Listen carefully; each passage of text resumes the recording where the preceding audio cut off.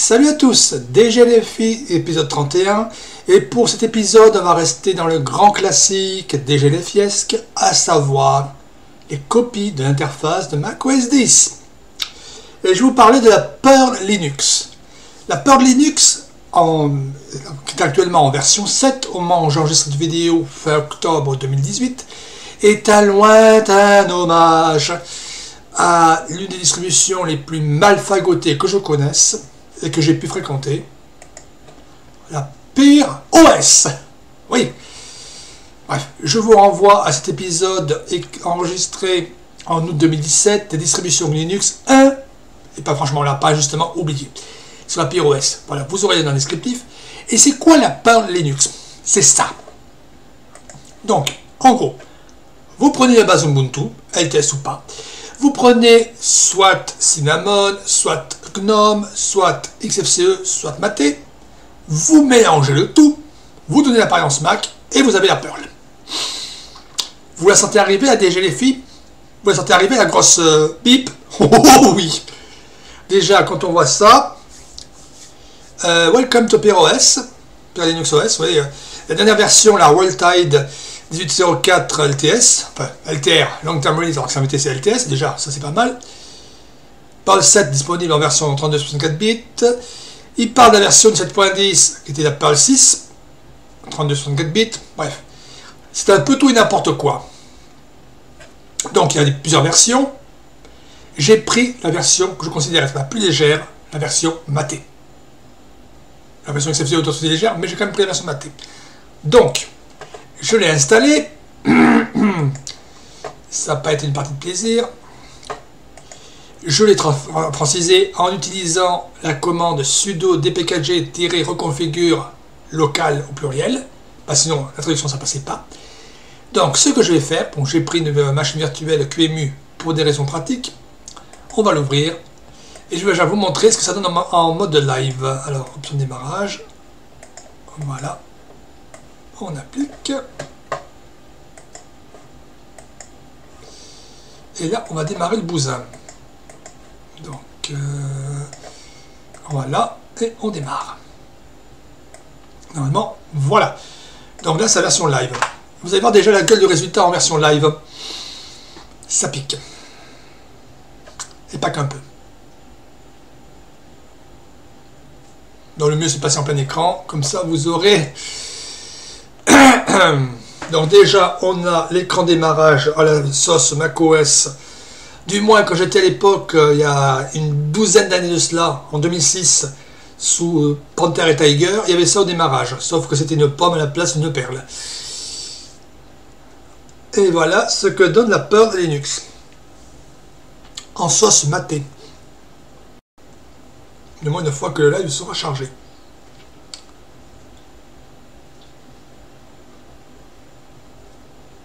Déjà, c'est pas oppressant le fond d'écran, très peu.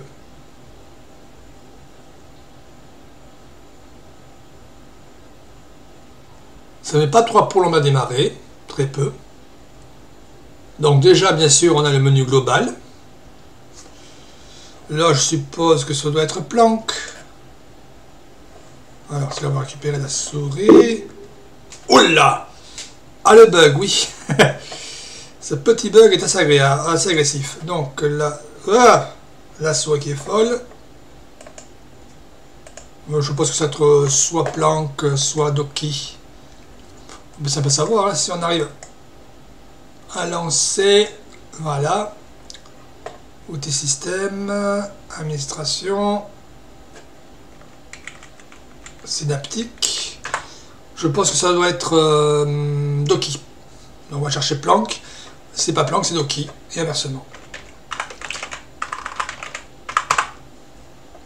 Ben c'est planque. D'accord. Donc vous avez un planque. Ah, la souris qui est folle. Avec une apparence assez sympa. D'ailleurs, pourquoi il y a ça par défaut? Alors normalement les menus globaux sous Mac n'apparaissent qu'une fois qu'on a lancé un logiciel. C'est vraiment très Mac-like dans la présentation. Déjà, il ne reste que ça. Et ça mange combien ce bazar? Bon, je n'en ai pas trouvé. Top peut-être.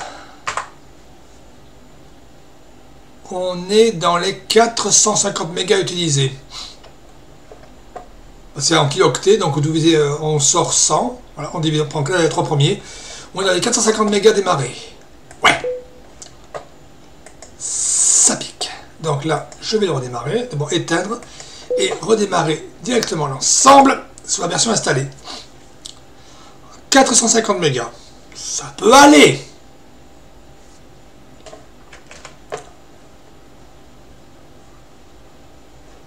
Alors, voilà.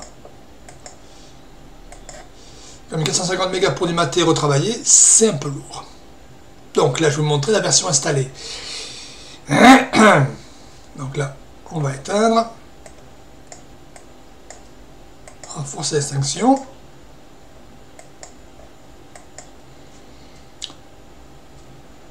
Déjà le petit bug. Bing, la fenêtre qui vous saute en pleine tronche. Ouf, ça pique. Donc là, je vais juste lui dire que je veux démarrer sur le disque dur. Voilà, on applique, comme ça. Donc il va démarrer sur le disque dur, et là, pour vous que ça dure. On est go. Donc là, voyons, c'est pas ça que je vais faire. Si je me mettais à l'affichage, ça serait un vrai mieux. Voilà. Donc on a le superbe écran de démarrage, n'est-ce pas? Et là je repasse en plein écran. Ou après. Une fois que je serai entièrement chargé, je passe en plein écran. Ah d'accord. Il me fait le bug. Parfois il démarre du premier coup, parfois pas. C'est agréable. C'est agréable. Voilà, c'est mieux comme ça. Une fois qu'il aura chargé l'ensemble, enfin qu'il sera sur l'IDM, on passera en plein écran. Mais ça donne envie, vous voyez ça, déjà avec le BING avec la fenêtre. Donc apparemment, le développeur s'appelle Scott quelque chose. On m'en a l'info.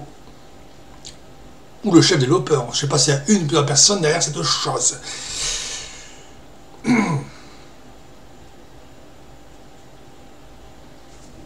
Bref. Bref. Pourquoi tant de haine? Donc, comme je vous l'ai dit, j'ai réussi à le franciser, j'ai mis tout à jour. Bref, voilà ce que ça donne.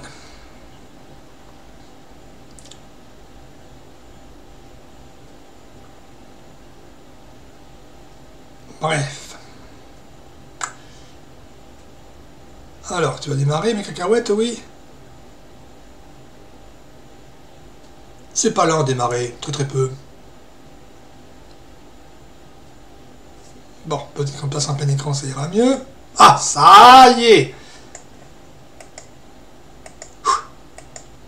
Là. On va se connecter et je passe maintenant en plein écran. Ce sera plus pratique pour la suite de la vidéo.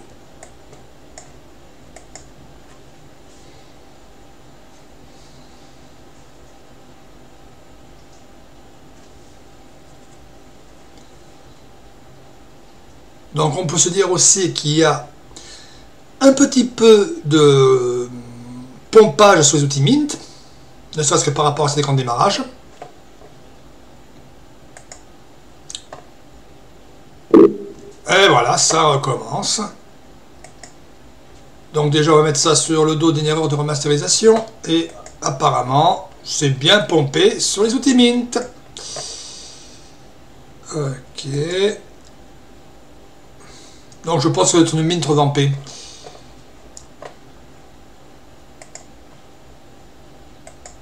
Je vais voir une mise à jour, tiens.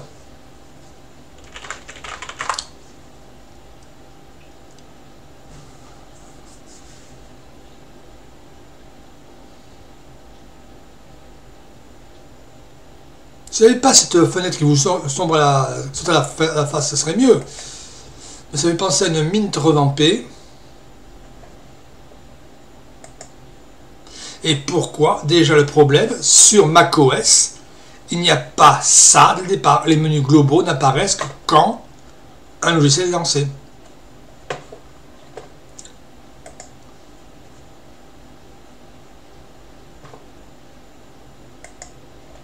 Donc déjà, copie de macOS, ouais, sur ce plan-là, ça se pose un peu, quoi. Donc bien sûr, c'est un matin en dessous. Hein. Donc c'est default update, ok. Donc on va voir ce que ça donne pour le reste.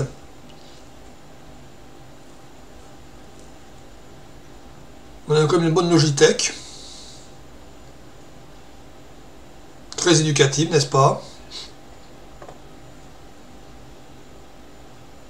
Indispensable, bad by time, mais bien sûr. Hein. BleachBit, si vous voulez niquer votre système, c'est parfait. On a la terminale XFCE, pourquoi pas, parce qu'un seul ne suffisait pas, donc autant en prendre un deuxième. Kodi, main gauche, je sais pas ce que c'est. Loco Screen, OBS, oui. Pourquoi mettre un, donc on peut mettre deux. Hein.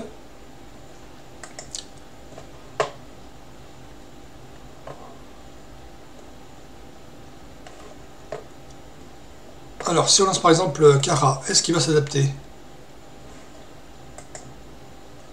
Ah oui, ça s'adapte apparemment, ouais. Le problème, c'est que le menu global ne devrait pas apparaître par défaut. Donc déjà, pour la copie, ça se pose là. Apparemment, oh, les beaux effets compises qui bouffent pas de la mémoire vive et qui sont très utiles, comme vous pouvez le constater. Gerbi, Gerba, je vais... Désolé. Donc ça, c'est très utile, les effets compises. C'est super utile. Ouais, super. On peut faire des effets sonores. Ouais, allez, on recommence. Sauf erreur de ma part, ça, j'ai connu ça à l'époque de Tiger et Panther. Je sais pas si macOS utilise toujours, mais ça m'étonnerait. Je sais même pas ce que c'est JLive CD. Afficher.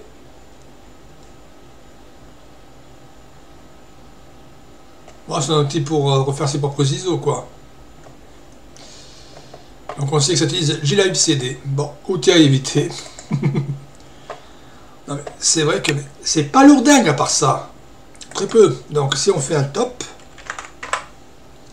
ouais, on est dans les 500 mégas. Compise indispensable, c'est sûr et certain, oui, pour bouffer la mémoire vive pour rien. Mais je suppose qu'on va avoir des superbes effets aussi.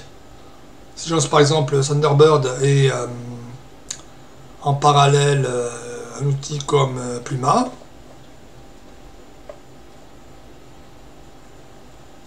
Non, il n'y a que Mousepad. Il y a Mousepad et Pluma. Donc apparemment, il doit y avoir aussi des outils d'XFCE qui n'ont pas été enlevés. Cool. Donc déjà, c'est un truc qui n'est pas lourd. Par défaut, c'est en plein écran. Joie.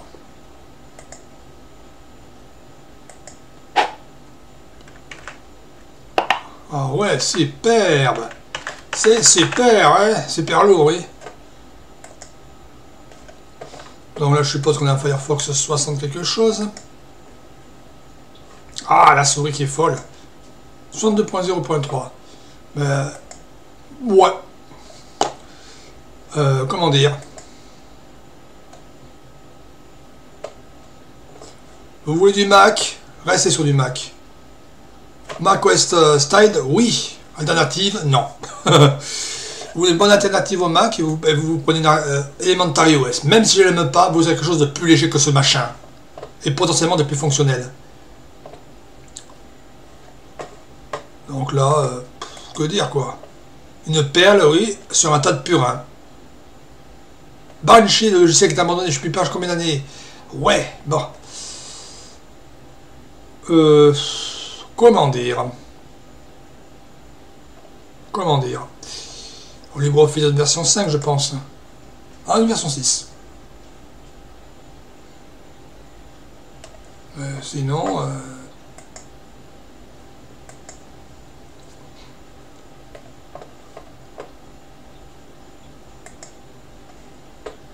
très pratique, hein, surtout d'avoir le menu global avec des logiciels aussi complexes qu'un LibreOffice. C'est très pratique si on n'a pas un écran de 25 pouces. Bref. Donc là, je vais pas aller plus loin. Je vais éteindre cette chose parce que sinon je vais m'irriter. Parce que mieux vaut arrêter le massacre. Donc vous avez pu le voir, l'intérêt de cette chose est zéro. Si, avoir un hommage à la daubesque, nullissime et lourdingue pirouesse, parce que là, je m'excuse, on en revient toujours au même point. Si vous voulez une interface à la Mac, soit vous installez Elementary, soit vous achetez un Mac. Parce que vous aurez quelque chose dans ce cas de potable. Et pas un machin comme celui-ci qui rajoute des outils, qui en oublie la moitié. Oh, voilà, c'est vraiment la distribution qui sert à rien. Qui n'a qu'un seul intérêt, surfer sur la volonté d'avoir un Mac à bas prix. C'est tout. C'est une espèce de... Comment dire? Pourrait-on dire ça? Je vois pas. Si vous avez une idée de comment qualifier cette chose, je suis preneur, parce que pour moi, c'est juste une DGLFI comme une autre, plus lourdingue que certaines autres. Donc, qu'en je dis de plus? J'espère que moi, que cette vidéo vous aura plu, que vous aurez trouvé cette distribution franchement inutile comme j'ai pu la trouver moi-même. Sur ce, je vous laisse, je vous dis salut à tous et à la prochaine. Ciao!